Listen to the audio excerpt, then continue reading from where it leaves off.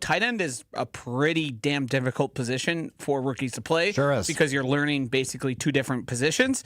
So the fact that they were calling plays for him because he was such an asset and viewed as so talented, that's stuff worth noting. Now, if we remember, Rashawn Gary was an unstoppable force for one day of training camp last year, and people got all excited about that, and it turned out he was probably just going against not so great of tackles in practice at that time. Zach Tom was actively working back from a torn pec. So because everybody had a torn pec last year, including the head coach. Yes. So you have to be quite discerning, but much like the baseball season, you can't get too high or too low based on any singular piece of information. Yeah, and again, I don't want to disrupt the excitement that comes along with OTAs and football and having those guys on the field. It's hard to take anything away of substance of, oh, wait a minute, this guy's going to be awesome, right? It's hard to take that away from it. Yeah, the biggest thing is opportunity. Who's getting opportunity that you didn't expect? And has there been anything that surprises I've seen, you? was it Kadar Holman has had some buzz about him? Now, that might disappear in 2 weeks and we don't hear about him anymore.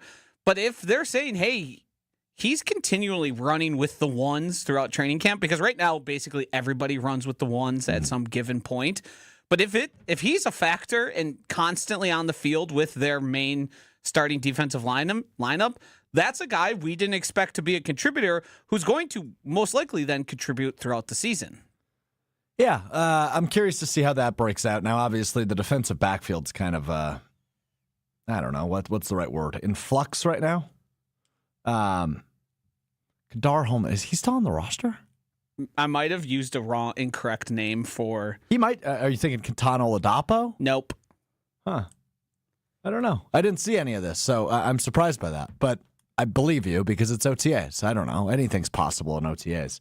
But also, I haven't read every report because, like I've been saying for the last 5 minutes, hard to take anything. He's part of the Texans, so I'm going to look up the name that I'm... It's like a guy who was on the practice squad all season. Kalen King. Nope. Okay. I give up.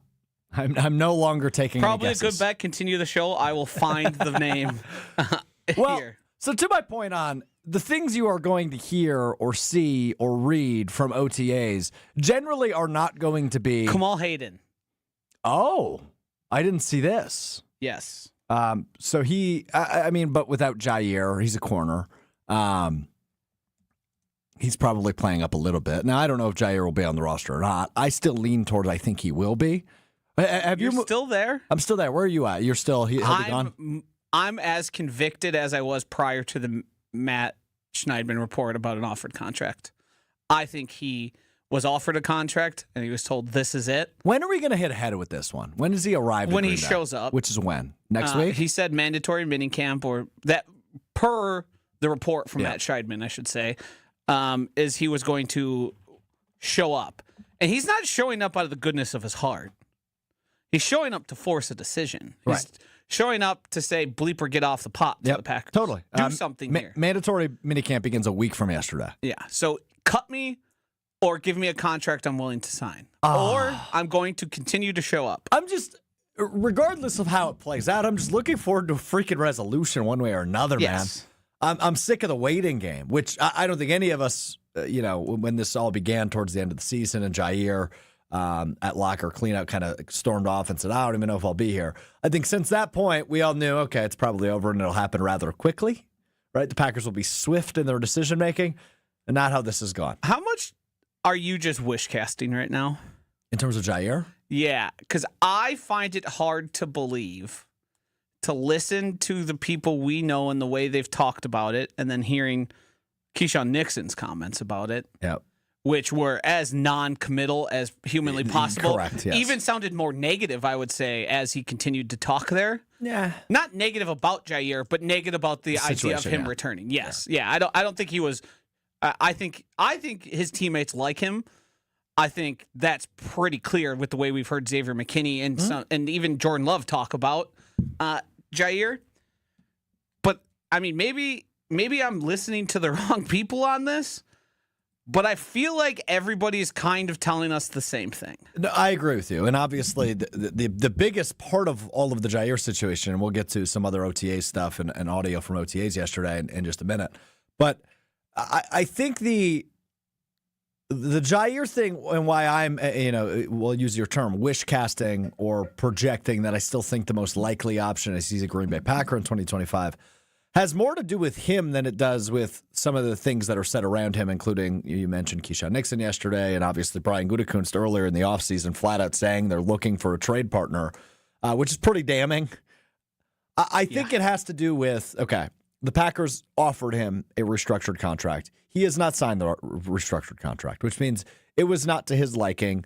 It was way more beneficial for the Packers. It was probably a low end on salary, maybe some opportunities, escalators, if you will, incentive-based contract to build up to maybe close to his original salary. But the ultimate point is no matter what that restructure looks like, Joshy, it's going to be an opportunity to make more money than he would on the open market. Now, he obviously still makes some money if they end up releasing him, but I don't know. The dude with a chip on his shoulder 1 year left on the contract. So I think that idea is flawed because if he was given that opportunity to do that, to get as what he viewed was more money than he would get on the open market, what reason would he have to have not signed it? I don't believe he views it that way with the contract he was offered. But I think there is a meet in the middle portion that is still very possible for both sides. Because I think the middle for the Packers is 75 our way, 25 yours. Probably. Yeah, that's what. But I don't think that's what the contract was. And I don't know. I don't have the information on the contract. It'll be interesting, and we'll probably get more information about it. I would guess so, yeah. Unless he comes back, and then we'll have information on it. Yeah, we'll get the contract, and then we won't hear what happened prior to that. If he ends up somewhere else, but I have a feeling we'll know damn well the offer the Packers made. Real quick, the other part of it, before we get back to OTAs, is I can't convince myself they're a better football team if he's not on the roster. And I think that's also probably coloring your opinion a little bit, is you're having a hard time understanding and believing that the Packers would feel secure with the defensive backfield they currently have, which I think is founded. I certainly don't think they're world beaters by any means. No. And I think a healthy and playing Jair Alexander raises the bar a lot. And I think Brian Gutekunst and everyone else everybody would agree on that. They just don't view him as a reliable enough asset to commit enough money to. And he does have, and he has a history of acting out, which also would color your opinion on how is this going to go, because like you'll end up in a spot, and I've sort of was thinking about this, where what's stopping Jair from, if they say for every game you're active, you get X amount of X amount of dollars. Monies. You get X amount of dollars. What's stopping him from saying, I'm good to go, and then doing the 10 snaps and I'm done thing? And now the Packers are going to be like, well, we're not playing you. You are not going to be, because that's ultimately up to the team. It's the juggling act of, is the headache worth it? Right. Or is the juice worth the squeeze? Right. And do we think the headache will go away because Jair knows it's probably his last year and he's seeking another contract, so he's going to play as much as he can, as good as he can? Or will we get into the back and forth of the guy who had no problem foregoing $700,000 because he didn't like Joe Barry? Like, it sounds so easy and simple on the surface, and then you start. And I don't want to say Jair is a bad character, but when you get into his character and some of the things that have happened, you have a hard time feeling secure with the way you would have to try and make a contract. Totally. Yeah, I agree with you. And it sounds like next week, finally, we're going to get a solution because he's going to show up to Green Bay. And that's going to force somebody's hand one way or another. And I believe a team can kind of tell you just to pound sand. Like, you're allowed to be in the building. Yeah, if you're he's under contract. But we have no obligation to put you on the field. Right. Like, you're there, you're count as attendance, but guess what? You're not doing anything. So while we go out, you can stand on the sideline and watch, or probably he wouldn't even do that. He'd probably stay back but the last thing they want to do is pay him to be injured, his full contract. Yep. If he does anything in the offseason. Oh, 100%, right? We talked about this last week. The idea of, whoopsies, the plate slipped and landed on my big toe type thing. So you can also not rule out, and I think the Packers believe Jair has sat out games he shouldn't. I would agree with that as their feeling on it. And you can't rule out him finding a reason to then say, oh, looks like I'm going on the IR. Guess what? You guys are paying me. And that's why your side on this, I completely understand it. I just think them offering a restructured contract shows at least some sort of willingness to run this thing back. Whereas a David Bakhtiari, for example, I don't think we ever had this, at least this late into the game, like it got with Bakhtiari. It was pretty clear what the future held for Bakhtiari and the Packers. Now with Jair, maybe it's the same story. Maybe it's a little different. I think it's a little different. I still think it's the most likely option, but that's to say, it's 34% he's on the roster, 33% he's cut, and 33% he's traded.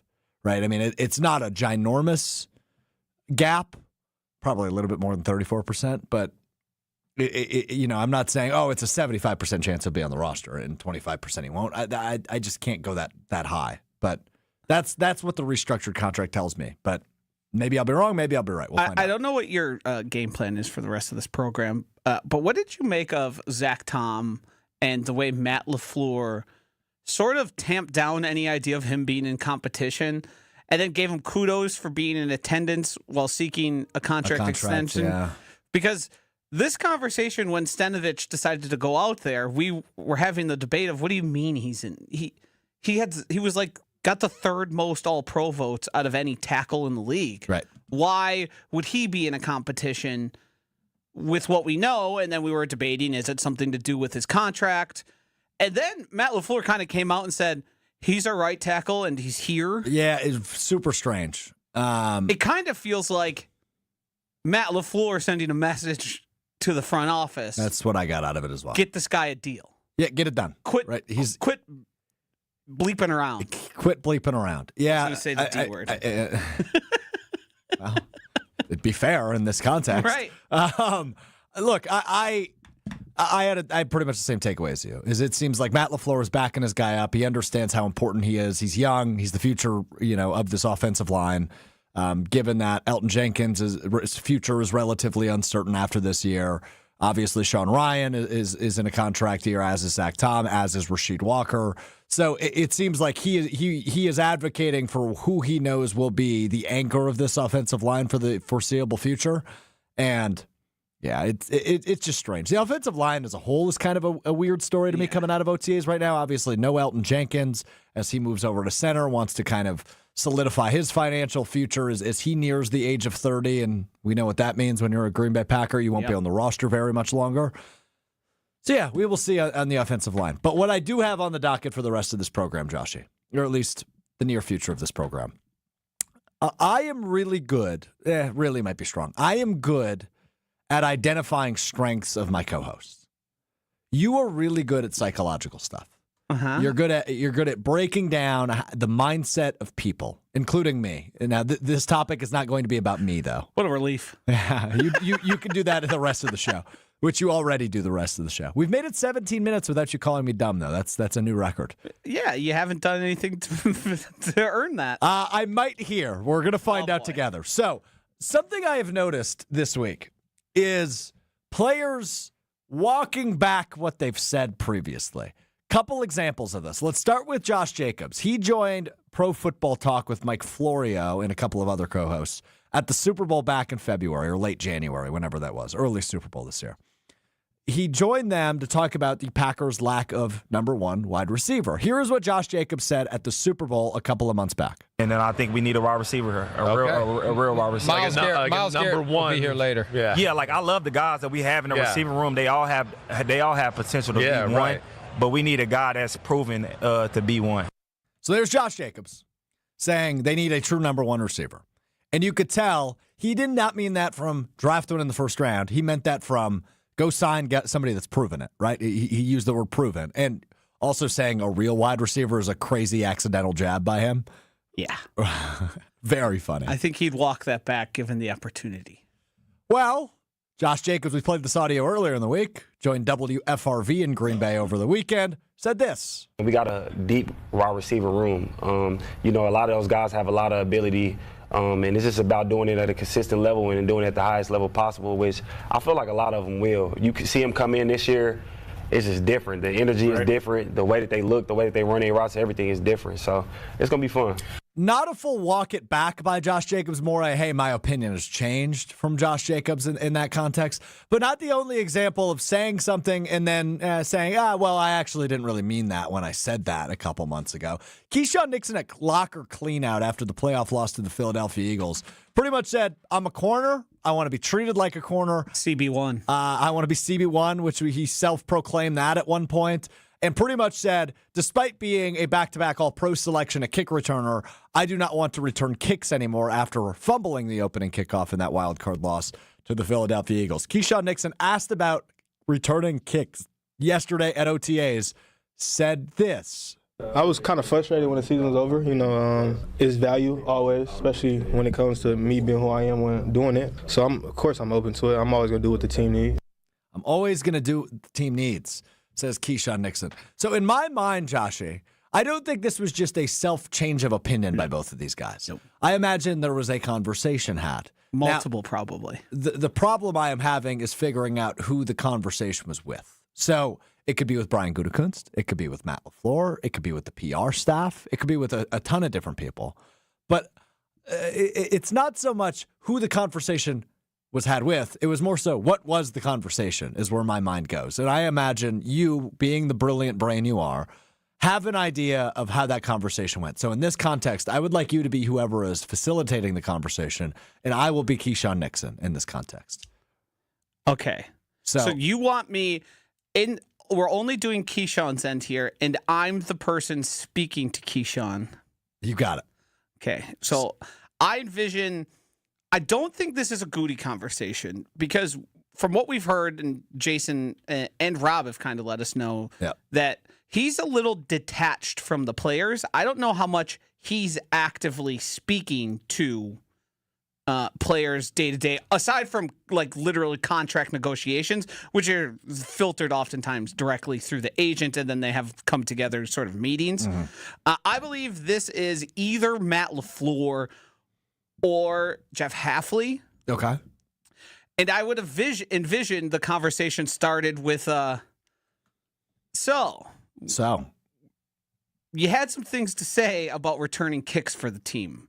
Do you care to elaborate your feelings on why you said what you said at locker cleanout? I do not like the new kickoff rules, and I don't think I can be as potent at that position. I also think my value is higher as CB1 on this defense. Now, you realize, Keisean, we're at a time now where Jair's future here is uncertain. Mm-hmm. Exactly. And you have an opportunity here to earn yourself a lot more money if you are to go out and ball out, like I think you are able to doing.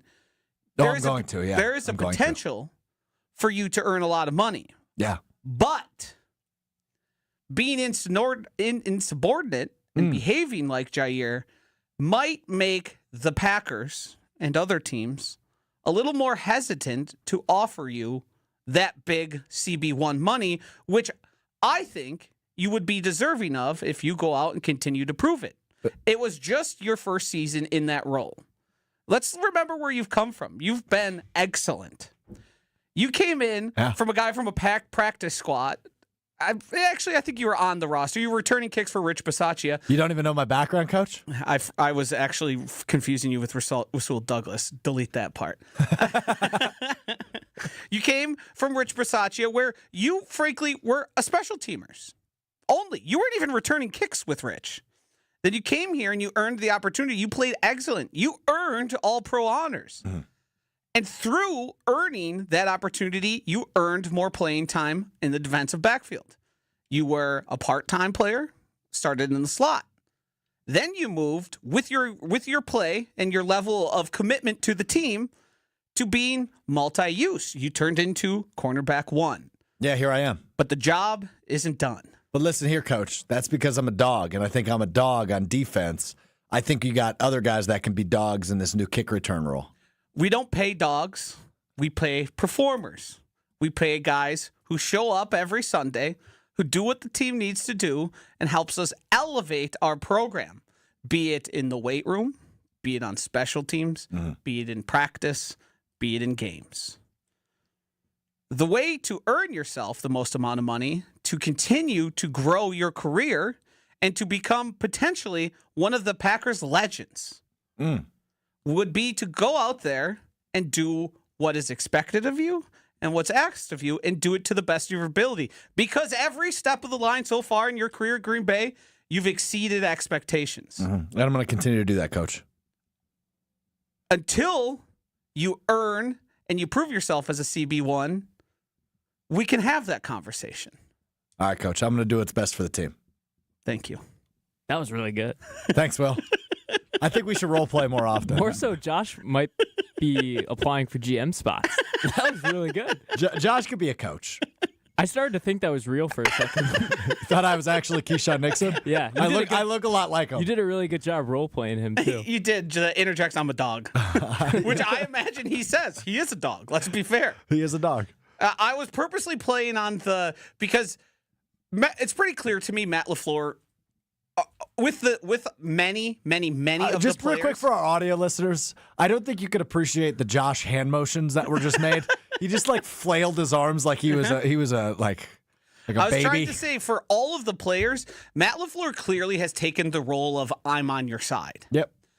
And that seems to be his approach, and I think it's a good approach. I think that's what helped him with Aaron Rodgers, Devontae, all of that stuff. It was mainly, unless you give him a reason to not be on your side, he defaults to on your side. And he also realizes there's different degrees of guys whose side I should be on. Zach Tom, for instance.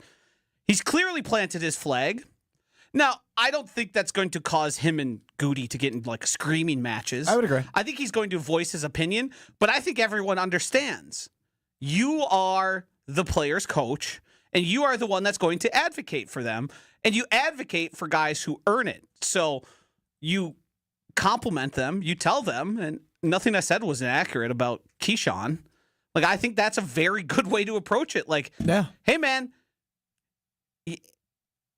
2-3 years ago, it was unlikely you'd still be in the NFL. And here we are. And here we are on the cusp of you becoming like a guy who's going to be sought after if you reach free agency. But what you won't be sought after for is, I'm not returning kicks. I'm above that. Yeah, can't be above it. Although, can we just be honest for a minute? Yes. Savion Williams returning kicks would be kind of fun. I think he'll be on. I think because they have that where they do it, so they have two guys back there because of the new.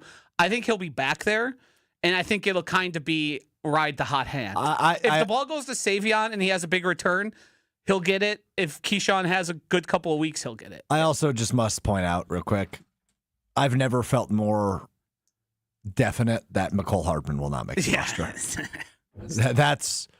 That looked like for a quick minute he would be okay. Maybe if Keisean isn't returning kicks or punts, then sure, maybe McCole Hardman can make the roster. It is a foregone conclusion he's not making the roster. It seemed via the draft. It even seemed like the Packers went out of their way to ensure there wasn't going to be a need for McCole Hardman, and not even. But do you know what's irritating about that? Goody's going to be able to go, yeah, this is why I don't sign veterans. Right here, man. I think that was a CYA.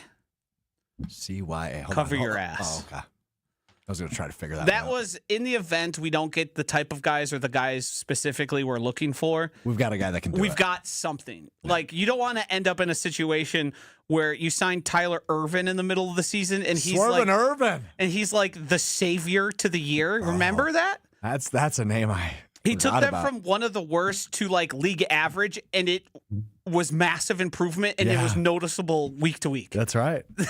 I think they learned from that mistake. That's awesome. That's the first time I've heard that name in a long time. That was exciting. I enjoyed that.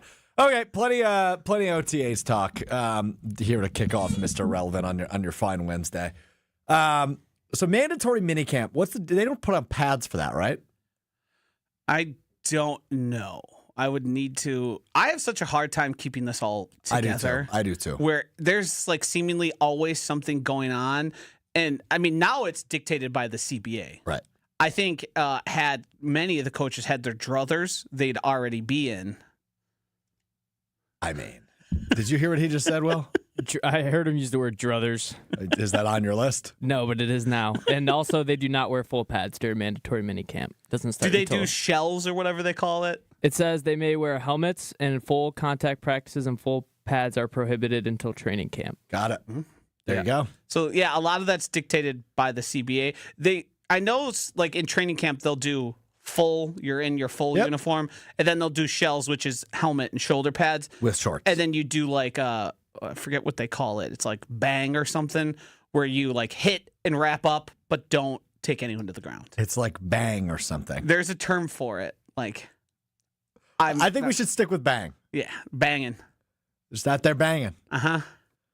I love when the guys get out there and they're banging. Back in football practice, when we used to have like lighter practices, and we knew when you played. Yes. Okay. It was smart to angle your pads down because that's where the clapping and the noise comes from. So you could make it sound like you were delivering hits while not actually delivering hits. So you cheated the system. We all did. It was very much we look at each other and go, yeah, let's cheat the system a little bit. Right. We don't want to.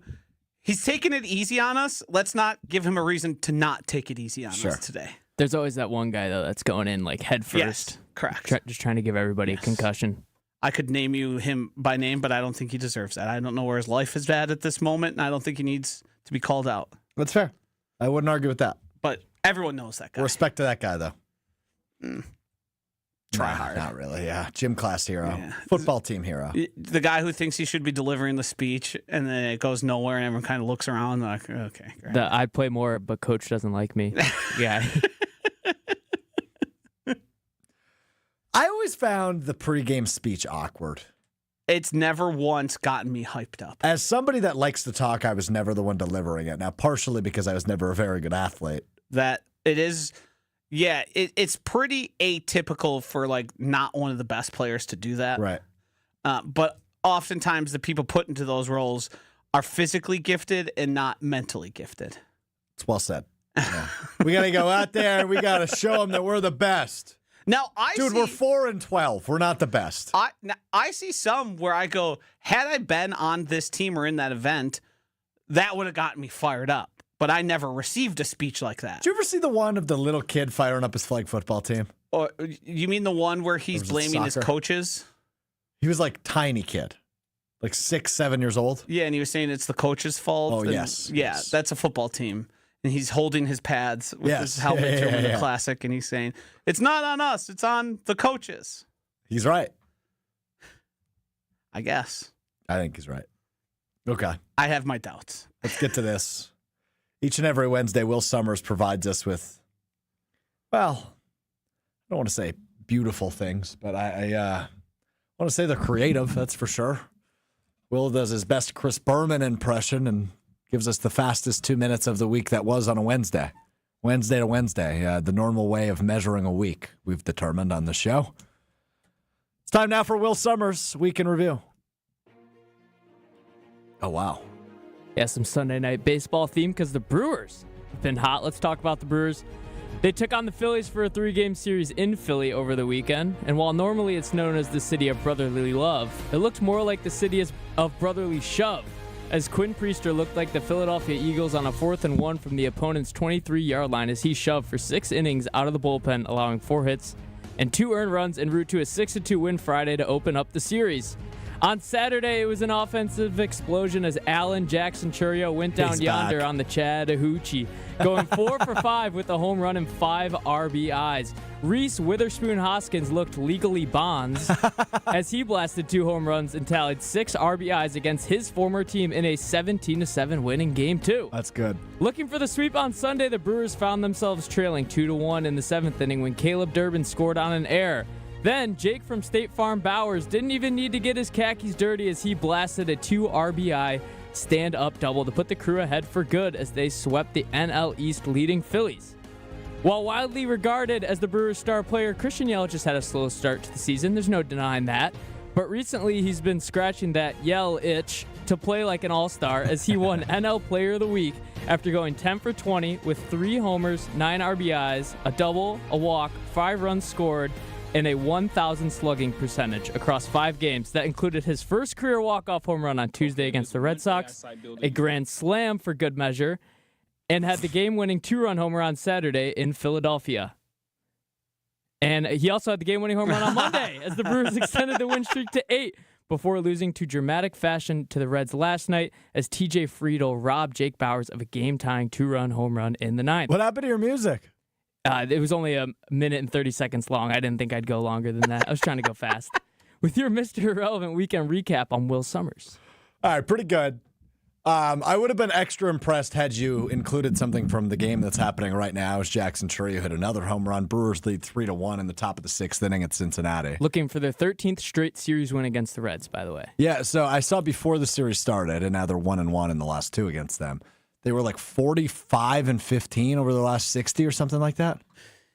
Yeah, the Reds have taken over for the Pirates, which not long ago, the Brewers had like all-time historic win-loss record against the Pirates. Like they won consecutive series and were winning like the amount of games against the Pirates. This was probably like 2016, 17, that era where it was like not just for the Brewers, it was for MLB at large, like taking advantage of, they seem to do this where they just find a team and they just absolutely pick on them. Mm-hmm.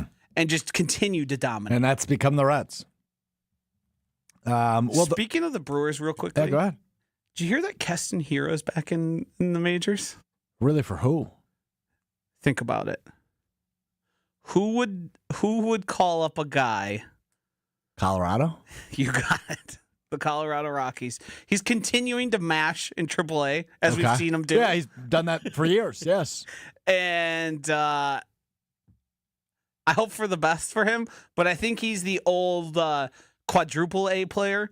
Yeah. Too good for AAA, not good enough for the MLB. Yeah, correct. Rockies have won 2 straight, though. I did see streaking. That. Not yet. Need one more before you're streaking. Can't even give it to them, despite how bad they are.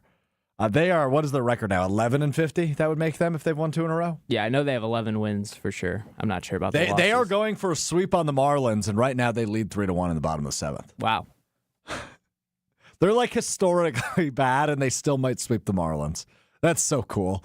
The Marlins have never really been good, have they? Outside, way back when they made the World Series, which was what year, 2000? Yes, in the Miguel Cabrera.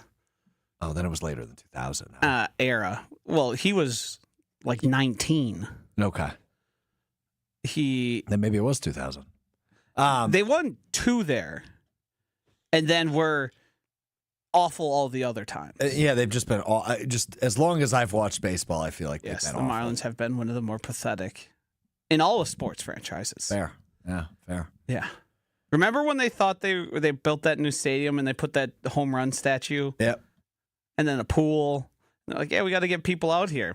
Didn't work. Not so much. When they rebranded from the Florida Marlins, yes. Didn't work. Great hat. The original black with the blue Marlin. Yes. All time. All time. Baseball has some great logos. The vest uniforms, too. They had like the the white pinstripes. Yeah. With the black sleeves. With Pudge. Pudge. Those uniforms need to come back, like the vest style. I don't know. Is Colorado still doing the vest? No. I don't watch much Colorado. Good choice. Yeah. Although, Keston Hiura might need to flip it on one of these nights. Brewers have been really fun, right? As Will mentioned, they went on obviously a season-long 8-game winning streak, which included a couple of sweeps over the Red Sox and the Phillies. Lost yesterday, as Will pointed out, on what almost was a game-tying home run in the 9th inning that was robbed for the final out of the game against the Cincinnati Reds. But this is a team that, it feels like we're getting a little bit back to last year's form, which is finding unique ways to win, and the bats have been consistent, right? I saw Matt Hamilton from Jim Matt Molly on ESPN Madison threw out a stat of sorts of like, they were shut out however many times, prior to 2.5 weeks ago, and they haven't been shut out since. They've scored over 100 runs in the last 15 games. It's been, why are you giving me a confused face? So they replaced the computer in here. Does that keep going off on you? Is that might be what that is? It might be my laptop. I don't know. I keep hearing it, and I'm annoyed by it because they replaced it and they were bugging me. Yeah, all the bookmarks were gone. I noticed that right before the show. Thank you for fixing whatever was wrong, but I don't know what was wrong, though. I don't either. Okay, glad we're on the same page. So, Brewers in a fun spot, though. In a fun spot. And Chef Ed just chimed in 5-1 crew. I missed what happened, but something good happened. As Daz Cameron hit a home run to center field, and Rhys Hoskins was on, make that 5-1 in the top of the sixth with 2 outs for the Milwaukee Brewers as they look to get another series win over the Cincinnati Reds. I'm not confident they're a playoff team, but I am confident that they are going to be a fun team that will be in the mix down the stretch here as they begin to turn things around a bit. I said it on Jen, Gabe, and Chewy. It gives you hope. Yeah, they can play good enough to be a playoff team and to be competitive. Because for a while there, with the literally inability to score runs, like 0 of them, it really made you start to worry about where can this season go. Now the proof of concept is there. You rattle off 8 in a row. Mm-hmm. You beat good teams. Mm-hmm. So I think it's both good for the team's confidence and the fans. Yeah, it gives you incentive because let's be honest here. I'm not speaking for everyone, but when it comes to baseball, you need a reason to watch. It's not like the Packers. You don't flick on every single game religiously. There's a lot of games, and you can get discouraged quick because bad baseball is amongst the worst things to watch in all sports. Not scoring runs is tough. So it gives you a reason to say, hey, I'm going to continue to watch this. I'm going to continue to believe there's some hope here, and I'm going to continue to think maybe as the pitching staff gets more and more healthy, some of the guys we know to be excellent, who Christian Yelich is still red hot, still playing well. Yep. You think, hey, there is brighter days ahead, potentially. Even, like, there's no reason to count them out of a playoff team right now. Other than the records in the NL, but yes, I agree. I mean, they're only 6.5 games behind the Cubs. Right. There's so much. Which means you're plenty in striking distance, and you have a series coming up, I think, later this month against the Cubs. I'll admit this. I'll admit this about myself. I was on not paying attention alert in terms of my personal life. Obviously, through work, we are going to be talking about them and watching them. But like, it was going to be one of the I'm obligated to do this. I don't want to do this. Right. Yeah. Right. But just like that, George Webb starts dangling free burgers in front of your eyes, and people go, wait a minute. All of a sudden, I'm back. But no, they're playing a fun brand of baseball again, which is what was lacking at the beginning of the season. And we saw it right away from that opening series against the Yankees. They weren't playing good baseball, or fun baseball, I should say, where the offense wasn't doing much. The pitching we knew would be problematic, and now it takes another hit last night as Brandon Woodruff in a rehab start catches a what do they call it, Will? A comebacker. Thank you. To the elbow. 106. Yeah, not a slow baseball. I'm concerned with even what a fully healthy Brandon Woodruff's going to look like. I think that's a fair thing to say. I'm concerned about velocity, and you can get away with that in the lower levels. I'm concerned about what it would be like. Obviously, he keeps having things pop up.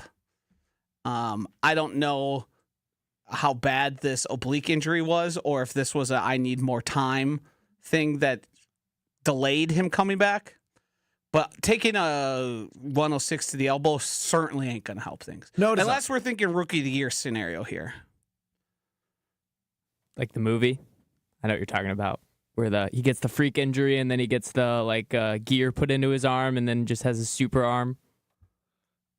You've never seen rookie? Jeez. Nah, I got nothing here. That's made for guys like you to watch.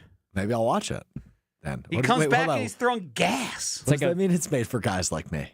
Well, I'm including myself in that. It's for kids who like sports and would watch a sports movie and be able to be like, what if I somehow suffered an injury that made me throw 100 miles per hour and then I ended up on the Cubs? Yeah, because the guy's like 16, Henry Rowan Gardner. And he's 16 and playing for the Cubs? Yeah. He's probably younger than 16 in the movie. Unhittable. It's a dumb concept. I love it. All right, One Word Wednesday time. Will's got topics. Joshy and I have answers. I am actually very intrigued on where this is going to go here on One Word Wednesday, Joshy, because I know Will got into his bag a little bit. He was asking me if stuff was off limits. We're going to find out together. Will Sommers, One Word Wednesday. Yeah, let's get the obvious ones out of the way first. The Oilers and the Panthers face off in Game 1 of the Stanley Cup Final tonight, a rematch of last year's series that went to 7 games. A Canadian team has not won the Stanley Cup since 1993. And my word's McDavid. The Oilers have the best player. I'm rooting for the Oilers. But I actually watched quite a bit of this series last year, believe it or not. Puck guy. Sometimes. I watched a lot of the first round of the playoffs this year. Haven't watched since. But I will flip this on when it's on because it's also alternating days of NBA Finals, which means it's just good, at the very least, background noise. So I'm rooting for the Oilers. I'm rooting for Connor McDavid. It'd be awesome to see him win the Stanley Cup. So my word is McDavid. I mean, it should be Canada because it's been so long since a Canadian team has won a Stanley Cup. I also want to say Mick overrated.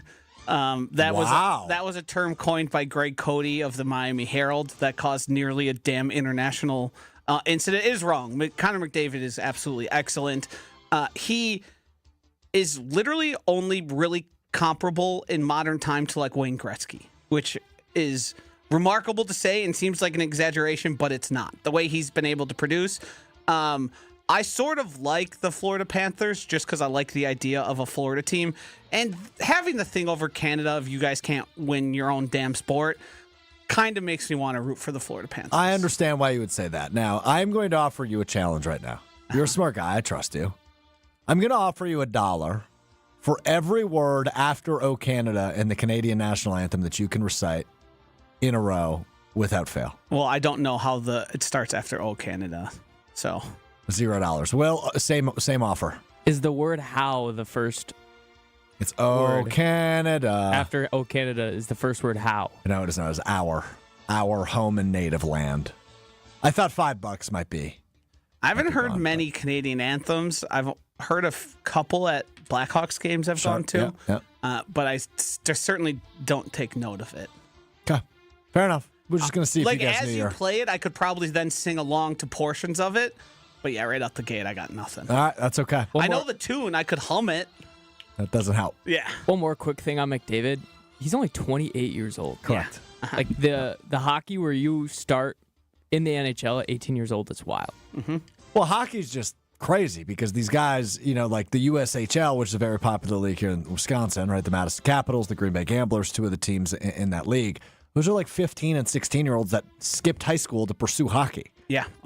It's a bizarre sport. It's and I mean crazier in Canada. Oh, I know. I mean, it is, yeah. Those kids are instantly basically put into farms to become hockey players. Yeah. And 2 Wisconsin cities have just found a way to monetize it. Yes. And that's as simple as it is. The thought that McDavid's played 10 years and is not even halfway done with it in his career is wild. I mean, some of the stories hopefully are really cool, too, about how the young kid, Cole Caulfield, he was playing in the Frozen Four with the Badgers, but he had been drafted prior. So he went from, I believe, playing in the national championship to then playing in the NHL within like a matter of weeks. Yep. Which is unbelievable. Imagine trying to keep your cool. Yeah, Cole Caulfield. So Stevens Point, surprisingly, like a hockey hotbed. Yes. So Joe Pavelski grew up in Plover, which is just outside of Stevens Point, and then Cole Caulfield grew up in Stevens Point. Those are the only 2 NHL players from Wisconsin I can name off the top of my head, and they both just so happen to have Stevens Point ties. There are many more. Oh, right. I mean, like I know Barry Richter, the son of Pat yes, Richter. And then the family. Danny Heatley, I believe, went to Madison, but I believe he's Canadian. Okay. So there's a lot of kids that run through Wisconsin hockey that have gone on to do great things. Justin Schultz, I believe, was a kid from Wisconsin. Sounds like a kid from Wisconsin. The coach. John Cooper. No. Well, John Cooper was the head coach of the Green Bay Gamblers, so I knew that. He's the head coach of the Tampa Bay Lightning. I'm going to feel really dumb when I do this. All right, that's hockey talk. That's enough of that. Keep going. Some good hockey talk. All right, tomorrow night, the Indiana Pacers will face off against the Oklahoma... Gary Suter, the Suter family. Suter family. There it is. Yeah. Sorry. Okay. The Pacers will take on the Thunder in Game 1 of the NBA Finals. The Thunder have won NBA championship when they were the Seattle Supersonics in 1979, and the Pacers have never won the NBA championship. Loud is my word. I'm going to be honest, I wasn't listening because I was looking at all the Wisconsin hockey players. Mark Johnson. He was on the Miracle team. Tony Granato. He's the head coach of the women's hockey team now at Wisconsin. Tony Granato. Adam Burrish. Yep. Chris Chelios. I think he's from Wisconsin. I believe he went to Wisconsin. He did go to Wisconsin. I guess I don't know if he's from there. Yeah, he's not. My word is Phil Kessel. My word is loud, and I don't want you to repeat what the topic was. Mine is quiet. Okay, my acronym is MVP. Mine is LVP. I imagine I'm going to try and guess here. Loud and MVP. I mean, it shouldn't be that hard. I'm thinking we're talking about the NBA playoffs. The first game is happening tonight? Tomorrow. Past that, I don't know. Do you know where that's happening? I would imagine it's in OKC. Why is that? Because they have the best record in the NBA. Okay. Did what I say have anything to do with that? That it's going to be loud in there? Why is it going to be loud in there? Because they're playing at home. But why else? We've been over this. It's their first. No. What's the nickname of Oklahoma City? I'm not playing this game anymore. Loud City. Welcome to loudcity.com. RIP, by the way. It's dead. All right, go on. All right. This one's just for Josh. Uh-oh. It's concert day. Me and Alex Strouf are attending a concert together tonight. Bring earplugs. Why? Because the music sucks. What's the point of going then? Beers. What's the point of going to concerts if you're not going to have beers? The music? Nah. That's secondary. Is it? No, it's not. Yeah, I mean, Strouf is going to tell you a lot of fun facts you could care less about during the concert. I just do that in general. Yeah. It's just kind of my general existence. But you're going to feel extra obligated to do Here's the thing. Because he's right. He's Is he gonna make me buy a T-shirt for the band or something? No. If you want to, go for it. But I won't make you do anything. He's right about that. Keep going. I want to see how much else you nail. I imagine he's probably going to want to stand closer to the stage than you're comfortable with. No, I'm tall. I usually Fair. fall back. Yeah. Speak for yourself. It's true. You are short. We'll figure it out. I don't know what else to say because I don't know much about this band other than Strouf telling us over and over and over again about him meeting a C-list, probably D-list celebrity in the lead singer and how cool it was. Okay, that's not how I've ever described that. You're gonna think you are walking through Target with the sound of the music you're hearing. It's the music you hear in department stores. I did discover this band at Lids. At Lids, yes, that's correct. Like their sound though. Bad Sons for any of you curious. Have beers before it. We are. Don't worry. I'm telling him before hanging out with you and listening to the music. Have beers. Well, we are having beers before we go to the concert. Have beers before that. You're telling me to pregame to pregame. Yes, that's exactly what he's telling you. Yes. Okay, got it. All right, any more, Will? We have one just for you, Strouf. Oh, boy. On Monday, I will be touring Josh DiMaggio's old apartment. Same. Now, hold on a minute. Not same as in I am also touring his apartment. As we know, I just moved. Will, you don't know this story. You didn't tell him, did you? No. So when I was offered my full-time job in Madison, that is as Josh was leaving Madison. And he lived in an apartment building. I had already left. Yes, but you still had your lease, I believe. Yes. So I had stuff there, but I was sleeping on Pratik Patel, who you're going to hang out with this weekend, floor on an air mattress at the time. Okay, got it. So Joshy lived in an apartment in downtown Madison near the Capitol. Constellation? Yes, that's exactly what it's called, Constellation. And I saw it, and it was a studio apartment, and that was about all I could afford, so I was looking into it. And ended up being a little bit out of my price range. And but anyway, I go on the tour, and they walk me into this apartment in the building that I knew Josh formerly had lived in. We walked in, and there's like a little area for the bed, and the bed's a mess. And then we get into the living room kitchen area. Sitting on the living room coffee table is multiple books about the Grateful Dead. And then I look to my right, and on the kitchen counter, there's a cup with a giant logo in the middle that reads ESPN Milwaukee. And I said, holy bleep, I'm in Josh DiMaggio's apartment right now. I thought you were going to say you walked in and he was sitting on the couch. No, he was in Milwaukee at that point. And I just started touring apartments. That's exactly what happened. So anyway, to your point, I have toured an apartment that Josh DiMaggio lived in. You are touring the apartment literally that he lived in, or the building? The literal apartment. So this is a place I lived in almost 10 years ago. Oh, now. wow. So this is the house I moved out of to move to Madison. This is strange. Yes. Young Will was talking to me and asking me about areas to live near Brady Street. So I popped on the old Zillow and was giving him advice and kind of telling him where and where not to live. Mainly I was focused on here's places that are going to be exceptionally difficult to park at. Sure. It's going to be a headache. There's a lot of apartments over there, so there's a lot of cars parked there. And I said, actually, the road I live on, while busy, is pretty good because it's far enough away. It's about 3 blocks So away. how did we discover that the apartment you used to live in is up for rent? I was on Zillow, and I said, that's my old apartment on Warren Avenue. And you liked it? I liked it. It's perfect for a 22-year-old. And that's what Will is. Yes. It's relatively cheap considering surrounding prices. Sure. And I had a good time living there. It's everything 2 kids in their 20s would need. It's nice enough where you wouldn't be like, this place is gross, stuff's falling off the walls. Now, I don't know the current state, but from the pictures, it looked carbon copy the same. All they did was update the shower. All right.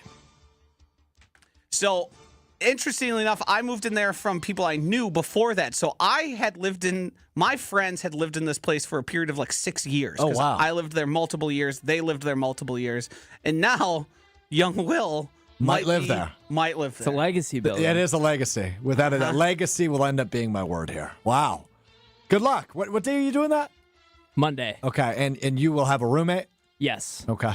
Now, Will, there's a room straight ahead when you walk from the kitchen to the living room. That's the big one. That's the one I had. That's the one you want. Okay. The one off to the side, a little awkward, a little long and skinny. We don't want that one. Noted. Yeah. So if you got to lay claim, lay it early. Here's the thing. Do you want to live in an apartment that Josh previously lived in? I mean, why wouldn't I? I mean, if it's a good spot. Because something about Josh is he loves being the foremost expert. Right? It's just something. Says the NBA guy. Yeah, he's gonna be like, does the water spout still make that weird noise? Right. He's trying to Does fix the it. toilet still run at night? No, that one doesn't. Sometimes you got to kick the AC. Right. Window ACs, you're going to need those. I think he would love it though. Yeah. I would love to go there and have I was some about to beers ask, there. do you want to go there? Yeah. Okay, I think you should move in there. That would be awesome. Yeah. I would love to stop by and just sit on that couch and have some brewskis. I just think if you have an issue, right, you come into work one day as people do, right? Josh, the three of us are good pals, right? Like if I've got something on my mind, I feel comfortable getting it off my chest with you guys. I feel like there is a day in the near future that would come, and Will walks in and goes, "Damn it, man! Like this toilet just won't flush." And Josh goes, the landlord, Mark, he's the nicest guy. Just give him a ring. Unfortunately, the old landlord, whose name was Costa, sold it. Recently. So different landlord. It would be a different person. There was nothing that happened there related to the house and its upkeep. There was no this doesn't work, this doesn't work. I found multiple times somebody sleeping in our little vestibule. Because that is screened in, and then there's the locked door. Sure. One time was an unhoused person. One time was a drunk person who thought he was at his friend's house, but he was not. Oh, geez. So I woke him up, and I said, "Hey, what are you doing?" He said, "I'm looking for X, Y, and Z." And I said, "Not here. Doesn't live here." And he said, "Well, can you help me get there?" And I said, "Well, where does he live?" And he said, "I don't know." I said, "How can I help?" Right. I said, "Where are you from?" He said, "Colorado." And I said, "You're far from there currently." But I ended up calling his friend and getting him an Uber while this guy was intoxicated to go to his friend's house. I've put him in the Uber. Hope the best. How'd you call his friend? He opened his phone and told me the name of the person he was visiting. Goodness So gracious. then I went into his phone, called that person, who picked up pretty quickly, probably because they were looking for their friend. This was like 6 a.m. I was going. I was going to do something. Like I had to be up early and leaving. So this was all very early in the morning that I ran into this person. Good Lord, you have an interesting life, man. Yeah. I also found somebody sleeping on the cellar doors there. Because I think we had some people. Well, over. you can't deal with all this. It sounds like he's telling good stories. Yeah, nothing went wrong. There was no security issues. It's fairly quiet for being so close to Brady, where you're 2 blocks off. Other than the drunk people that are sleeping on your porch. Sometimes that's living on the east side. You don't think Josh has ended up on someone's porch before? I don't. No. I have not. I don't. I've had many friends end up in similar scenarios. I have not. Yeah, I haven't either. I get to where I need to go. Yeah, that's high. Earlier today, the words hierarchy of needs were used in a meeting that we had here. How much did that resonate with you guys or go over both of your heads? Say that one more time. The hierarchy of needs, I believe it's Maslow. Yeah, Jonathan Maslow. I've heard of that. And in psychology. The hierarchy of what? Hierarchy of needs. Needs. Oh, I don't know what that is. Yeah, I figured. I don't read Pavlov's dog research. Not the same guy. It's gonna be like, hey, Will. So, I partied way harder in that apartment than you did. Oh, for sure. See what I mean? Duh. Are you gonna want to deal with that? I don't know if I can beat him. I don't think anyone can. Just kind of got to deal with that. That's true. He is a legend. All right, it's time now for what we learned. Because you learn something new every day. It's presented by Door County Distillery, locally produced, handcrafted, award-winning spirits made locally in beautiful Door County. We're coming up next Friday, June 13th. Joshy, myself, Hunter will all be live in Door County at Door County Distillery for a special 2-hour edition of Mr. Irrelevant beginning at noon next Friday, June 13th. Their spirits are the best. Will, you know what we're drinking tonight? Little Door County Distillery, baby. Whether it's the whiskey, the brandy, the rums, the gins, any of the in-betweens.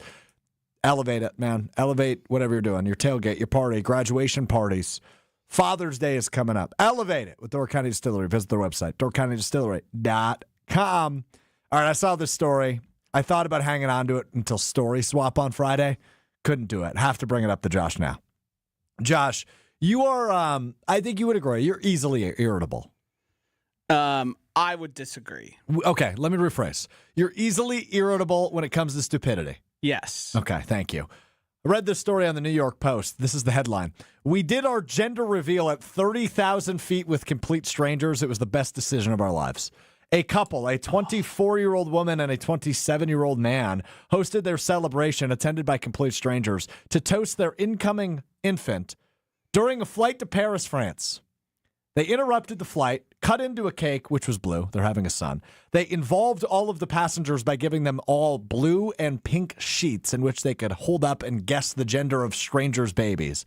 And it interrupted this entire flight to Paris. Number one, irritating, irresponsible, annoying. Number two, why did the flight allow this? Yeah. Why did they allow them to do this? And number three, keep your sex life to yourself, please. Congratulations. You know what? Happy life, building a family, all great stuff. I don't need to hear about it as I'm heading to Paris. It's none of my business. Yeah, there's a lot of things that get under my skin, but the forced involvement of a literal captive audience, short of strapping on a parachute, pulling the emergency exit and jumping out, these people had no choice whether to participate in this celebration and gender reveal. How are you so needy for attention and gratification from complete strangers that you decide, you know what, I'm not going to spend this with my family. I'm going to involve these people who I will never see again. Right. As I assume they're headed on, I believe the new term now is baby moon. Right? You have your honeymoon, and then when you get pregnant, you go on a baby moon. I would assume they're going on their baby moon to Paris, and they decided, hey, let's find out if we're having a boy or a girl with strangers above an ocean. Sounds like fun. I don't say this often when it comes to people, but I hate these people. I hate them, and I think they should be put on the no-fly list for such uncouth behavior. It's preposterous to be like, you know what? let's get all these people involved in my I don't care about your child's gender reveal. I don't want anything to do with this. If you would have handed me that card, I would have thrown it on the floor. As somebody that gets a little bit freaked out on flights too, don't know how I'd feel flying over a big body of water on a long flight to Paris if there was that much of a commotion. Yeah, that's a good point. You think it's going to knock it out of the air? Well, I'm like a person, I got my headphones in, so if I just see a bunch of people standing up and celebrating, like, what the hell's going on? We made it over the ocean. Freak me out a little bid. All right, before we wrap up the show, the new bit we've been doing. Will, words that Joshy has said that you don't understand. I imagine uncouth may have made that list as well. I did not write that one down, but I'm sure he can explain that one to us. So I have druthers on here. Druthers is an American English idiom, specifically a dialect variant of would rather, used to express a preference or choice. I don't know if I knew that one either. Fun fact, you learned something new. That's what the segment's called. And then we have vestibule, a small enclosed space or area typically located at the entrance of a building or room. Some people would call it like maybe a mud room. A lobby. Yeah. In like a public standpoint. Yeah, I think vestibule is most often referred to in like older houses because they often had, when you were doing manual labor, you needed somewhere to take off your boots, your clothes. That's why the Pittsburgh potty became a thing. Are you familiar with that? Yes. The Pittsburgh potty is a lot of houses have sometimes it's in the same small space, but it is a bathroom and a shower for the people who were doing work in steelwork industry or foundries who would be able to go straight through their cellar door, take their clothes off, shower, and then they're clean. Go upstairs clean. Wow. So if you ever at the point where you are looking to buy houses in the Milwaukee area, you will see a lot of just random toilets. Sometimes they're like covered in spaces, but sometimes they'll just be in the corner of a room. All right. Well, there you go. Anything else, or was that your list? What was the last word that you mentioned? Uncouth. Uncouth. That is lacking good manners. Yeah. That one I knew as well. Yeah. All right. We're doing okay. We're getting Will smarter. We're getting me smarter. Joshy's educating everybody. I think we're getting you smarter. No. The only person making me smarter is myself on this program. Let's be clear on that. Will has been bragging about using big words, and I think I'm rubbing off. Okay, but here's the thing. He bragged after using the term animosity today. That's not impressive. I mean, he's more of a 1-2 syllable guy. That's true. But I also used it correctly, which was against all odds. Big win. Okay, you're right. We should celebrate the big wins. And that's a big win. Happy for you, Will. Good job. All right, we're back with you Friday beginning at 12:30 Central, ESPN Madison, ESPN Milwaukee. I take that back. We're off Friday. We have the AmFam Championship. Yes, I will not be here. I will be on the Homer Hour from 5 to 6. So, no show. We changed up the lineup on ESPN Wisconsin. Jim, Matt, and Molly will be on at noon on Friday. Therefore, no Mr. Irrelevant on Friday. So, we will be back with you at our normally scheduled time on Monday, beginning at 12:30. But you can catch me on the Homer Hour tonight and Friday. You can catch me on Sunday Karma Sunday. Plenty more where that came from. Just won't be with Josh. Maybe that's a good thing. Maybe that's a bad thing. So, good job this week, Josh. Good thing for you, bad thing for the audience. I'll talk to you at some point in the near future. I'm Alex Strouf. Peace.